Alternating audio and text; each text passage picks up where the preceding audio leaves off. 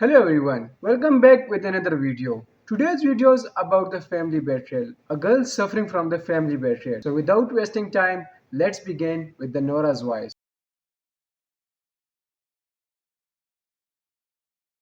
You were a mistake we couldn't return, my father said casually, sipping his tea. My mother chuckled. Even your brother thinks you're worthless. He actually said, and I quote, she's just background noise in a house that doesn't even want her. The table roared with laughter. My plate stayed full. My throat stayed closed. But my eyes, they memorized every face. Hi everyone. My name is Ria, and if you think you've heard stories like this before, stay tuned. Because mine doesn't end with silence. It ends with signatures. Have you ever been treated like an afterthought in your own home?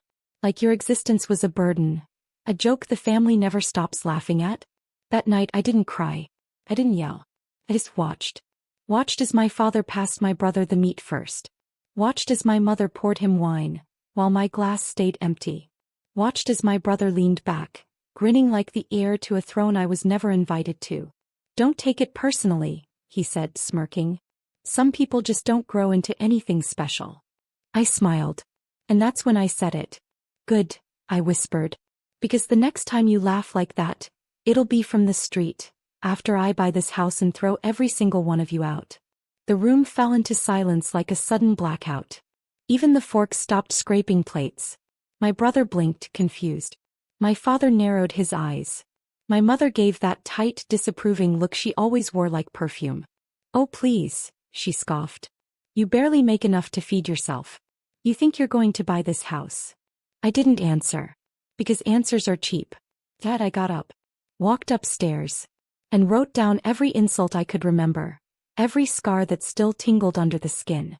The laughter echoed behind me. But what they didn't know was, I'd already started the process. 6 weeks ago. Quietly. This house. It was on the market. And the buyer was me. Sometimes silence isn't surrender. It's strategy dressed in patience. I didn't sleep that night. Not out of sadness. Out of calculation.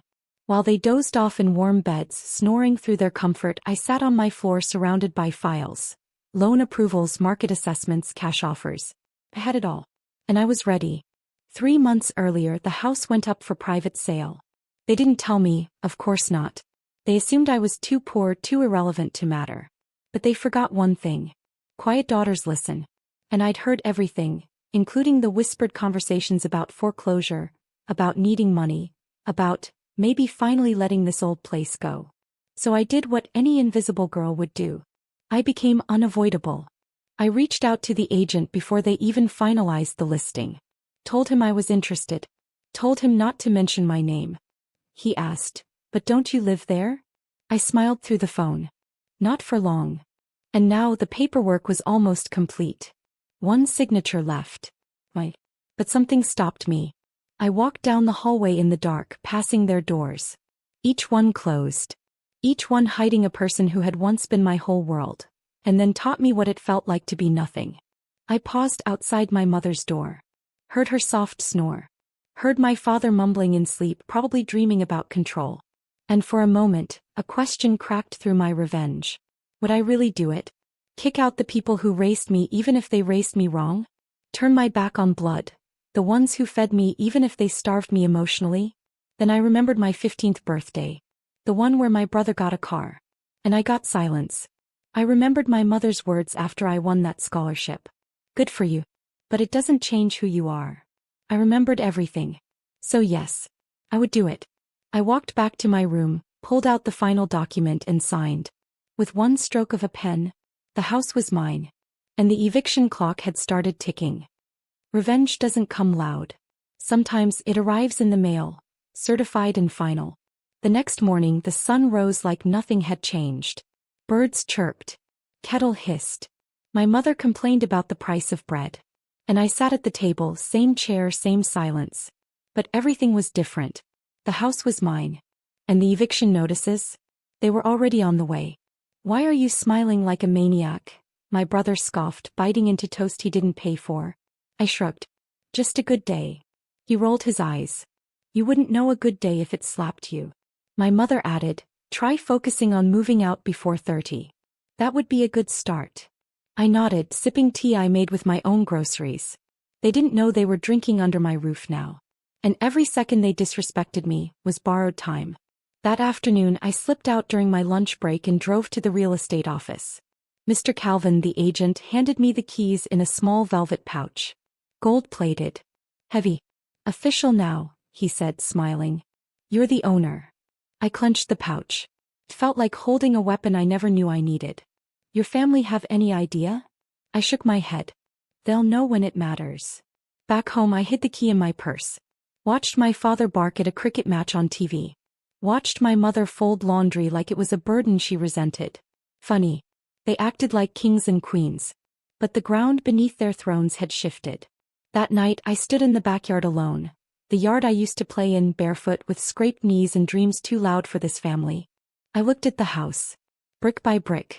Wall by wall. Window by window. They thought this place defined them. But soon it would redefine everything. Inside, my brother was bragging on the phone. Yeah, I'm staying rent-free again. Parents still babying me. My loser sisters probably folding their socks or something. I didn't say a word. I just walked to the front mailbox. Slipped 3 envelopes inside.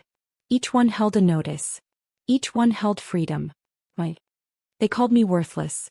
But worth is what I now owned, and soon they'd feel the cost. 2 days later the letters arrived. I watched from the kitchen as my father flipped through the mail, lips smacking with annoyance. Electric bill. Junket. And then, the thick envelope with his name on it. He paused. Frowned. Opened it. The silence that followed was symphonic. What the hell is this? He muttered. My mother looked over his shoulder. Her hands trembled before she even finished reading. My brother leaned in. Eviction? What does that mean? From who? That's when my father read the line aloud. In accordance with the new ownership transfer. He stopped, turned, and stared directly at me. You did this. I didn't flinch. Didn't blink. Why? My mother asked, her voice suddenly soft like she forgot how sharp she used to be. Why would you do this to us? I walked to the center of the room and stood still. Years of pain swirled behind my spine, but I stood calm. You remember what you told me last week? I said quietly. That I was a mistake? I looked at my brother. That I was background noise? They said nothing. I held up my phone and played an audio recording. Their voices echoed, cruel and clear. They listened to themselves, raw, unfiltered. Every insult. Every snicker. Every time they mocked my job, my worth, my presence. You didn't just say it once, I whispered. You made a habit out of it. My father barked. This is our house. We raised you. No, I interrupted. You tolerated me. Like I was a bill you never wanted to pay. I dropped the velvet pouch on the table. Out slid the keys. I bought this house. Wiggly. With my own money. And you have 60 days to leave. My brother laughed, weak, panicked. You can't be serious. But I was. Because this wasn't revenge. It was reclamation. Of space. Of silence. Of self. They stared at me like I was a stranger. Maybe I was. Or maybe I was finally the version of me they were too blind to see. When the house turns against its builders, it doesn't creak. It roars in silence. That night, the silence in the house wasn't peace. It was pressure. No one spoke at dinner. No jabs. No comments. Just silverware clinking like tiny hammers tapping a bomb. I ate slowly. Every bite felt like a countdown. My brother finally exploded. You're bluffing. There's no way you could afford this house. I looked at him. Do you really want to test that theory? He stood, hands shaking. You think you're better than us now? No, I said, setting down my fork. I always was. You just covered it with noise. My father slammed his glass on the table. We gave you everything. You gave me trauma, I cut in. You gave him everything. I got the leftovers and a lifetime of pretending I was okay with it. My mother whispered, so you're going to kick us out like strangers? I tilted my head. Strangers would have treated me better. And then I walked out. Left the table. Left the echo of their broken pride. The next morning my phone buzzed. Unknown number. I picked up. Miss Rhea? This is Officer Denton. We've received a call about a potential fraud report filed against you, from your parents. I smiled into the phone. Of course. They were grasping now, trying to flip the story. I calmly said, I have every document. You're welcome to stop by. And they did. 2 officers. 1 folder. A quiet living room turned courtroom. I laid out the purchase agreement. Bank transfers. Agent confirmation. Even the notarized title deed. Officer Denton looked over everything, then at my parents. This is airtight, he said. She owns the property. Legally. My mother's face cracked. My father looked 10 years older in 5 seconds. As the officers left, my brother hissed, You really called the cops on your own family? I walked past him. Paused. No. You did, when you weaponized your laughter, and bet on me never fighting back. I went to my room and locked the door. That night I finally slept. Not because the war was over, but because I knew the war had shifted. And this time, I had the home field advantage. When power changes hands, it doesn't ask for permission. It simply takes its place. The days that followed were poetic. I'd come home from work and suddenly the dishes were clean. Laundry folded. Even my brother greeted me with a forced, twitchy smile. Funny how fast people remember family when they're counting their days in your house. One evening I found my mother in the kitchen cooking my favorite dish, egusi soup. The same soup she once said was too special to waste on me. She looked up startled. I thought you might be tired. Figured I'd help out. I nodded. That's new. She forced a smile. We're still your parents, Ria. I leaned against the counter, watching the steam rise from the pot. No, I said softly. You're people who raised me. That's not the same thing. She looked down, silent. Later that night, my father called me into the living room. He was holding a dusty photo album, one I hadn't seen in years. Look, he said, opening a page. This is you. Your first day at school. Remember? I looked at the photo. A small girl with bright eyes and a backpack 2 sizes too big. No one holding her hand. You didn't even walk me in, I murmured. He sighed. I was working. No, I said. You were home. You just didn't want to be seen with me because I looked too much like Mom's side.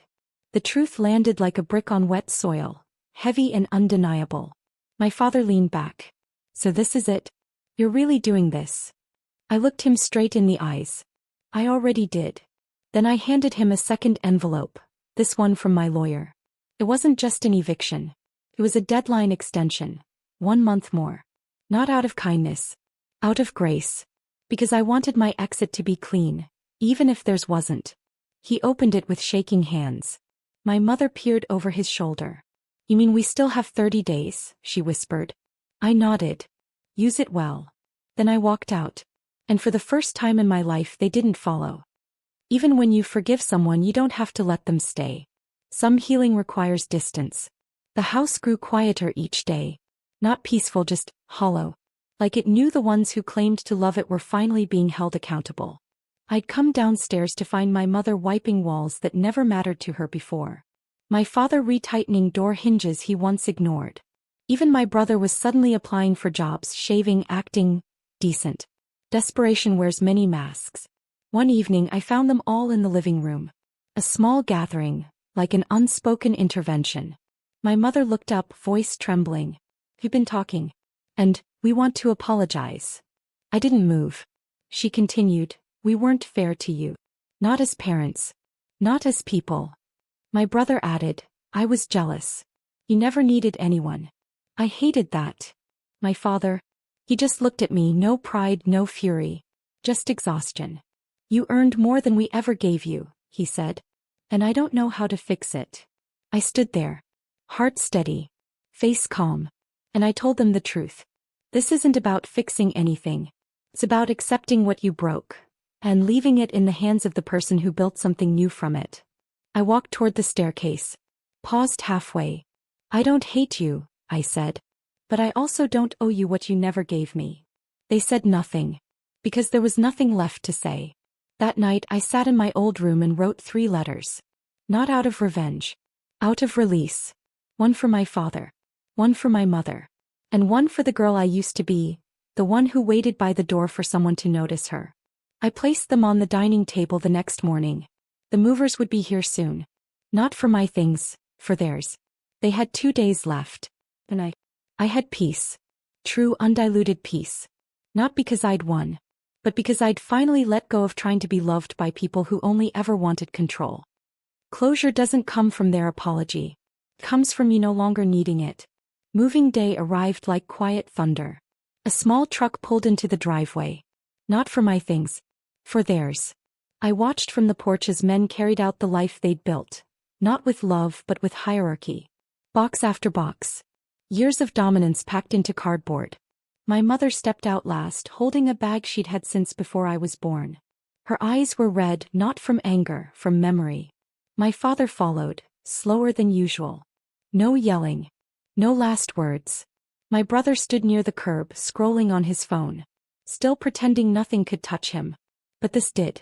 They all felt it now. I walked down the steps, the keys in my palm. The pouch gone, I didn't need the theatrics anymore. My father paused beside me. I guess this is goodbye. I nodded. It is. He looked at the house one last time. Then back at me. You're stronger than all of us. I said nothing. Because strength doesn't need acknowledgement. Yes, it is. My mother turned toward me. Will you be okay here? Alone. I smiled. I've always been alone. Now I'm just free too. They left without another word. No dramatic exit. No final insult. Just gone. I stepped inside. Closed the door. And for the first time since I was a child, the silence didn't hurt. I walked through every room. Touched the walls. Opened windows wide. This was mine now. Not just in deed or title. But in spirit. No more ghosts of "you're not enough." No more echoes of "you were a mistake." Just space. Just breath. Just me. I sat on the floor of the living room and opened my last letter. The one to the little girl I once was. I read it aloud. You were never the problem. You were the light. And now, you are the flame. And then I burned it in the fireplace, not in hate but in honor. Because she had waited long enough. And I was finally here. Home.